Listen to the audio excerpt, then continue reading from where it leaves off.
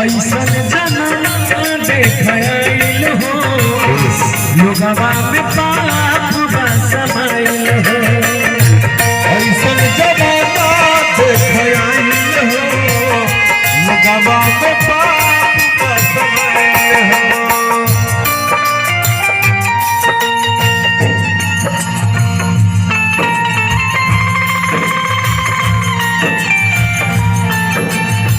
Yes सर जी हाँ।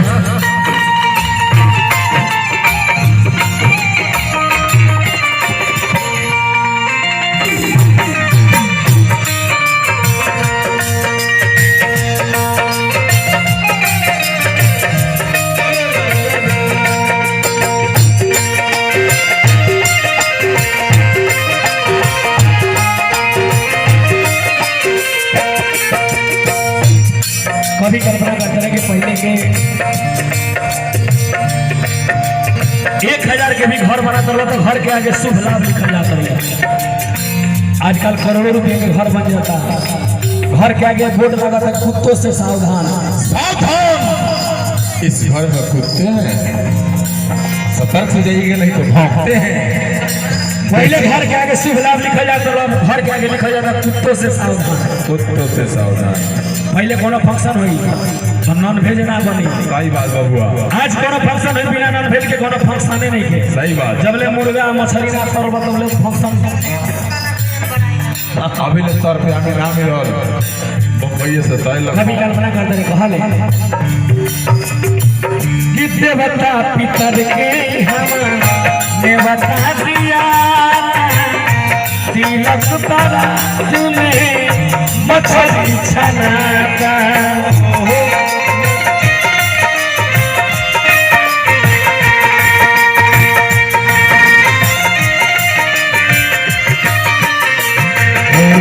देवता पितर के हमारे बता दिया तिलक बारात में मछली छनाता सभकर माटी दामराइल हो सभकर माटी दामराइल हो लोगवा में पाप बा समाइल हो ऐसन जमाना देख आइल हो लोगवा में पाप बा समाइल हो। ऐसन जमाना देख आइल हो लोगवा में पाप बा समाइल हो।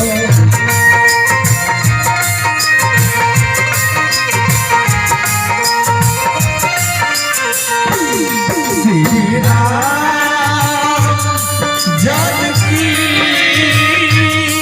बैठे हैं मेरे सीने में। श्री राम जानकी बैठे हैं मेरे सीने में।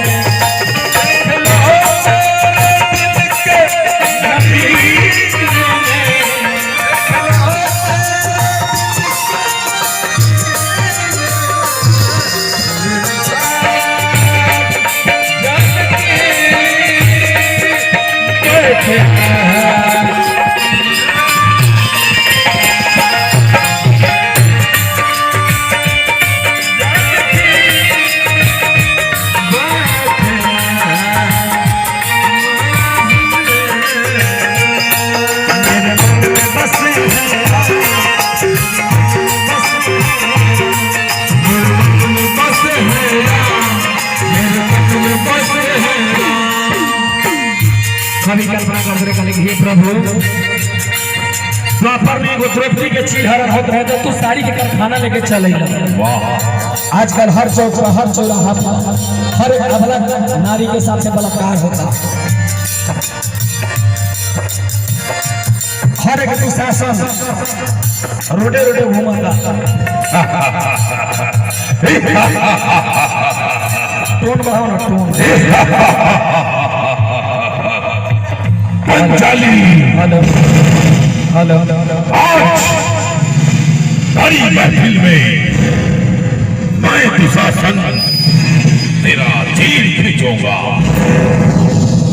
आपने मुरलीधर कन्हैया को जरा मैं भी तो देखूं, उस बंसी बजाने वाले में कितनी शक्ति है जो तुझे दुर्वासा से तेरी रक्षा करे।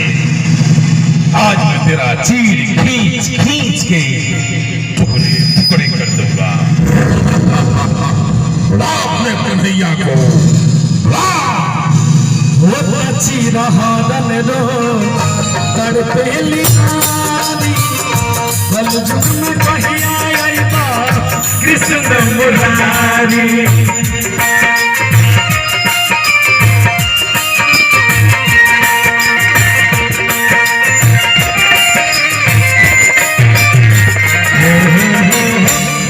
चिरहरन रो तड़पेली नारी बलजुग में कहिया अइबा कृष्ण मुरारी।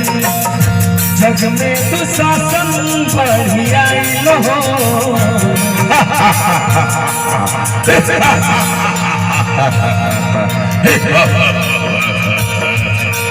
सुंदरी, मैं तेरी गोरे गोरे बदन को चील की तरह नोच नोच के खाऊंगा। स्वामी को मांस चाहिए, जिंदा या मुर्दा।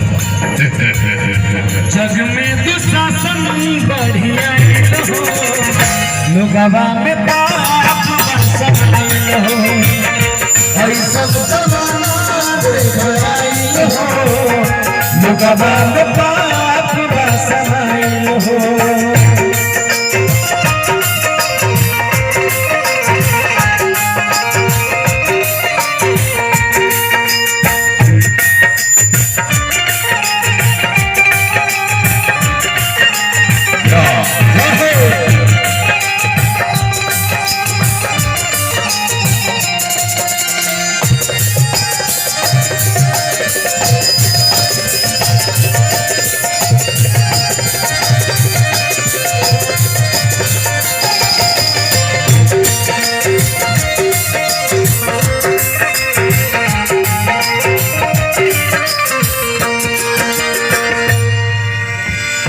के कदा के दोष दी भैया आगे बढ़ा नहीं गावा।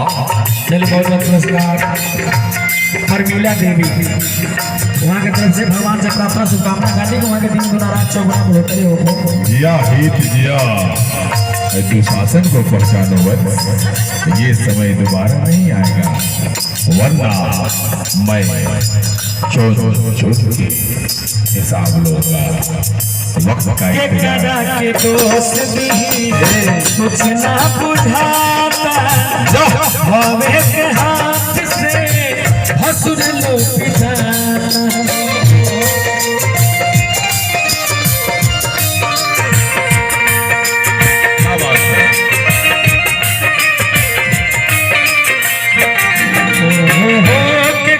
के दोस्ती कुछ ना बुझाता हवे के हाथ से हंसुक लो पिताता।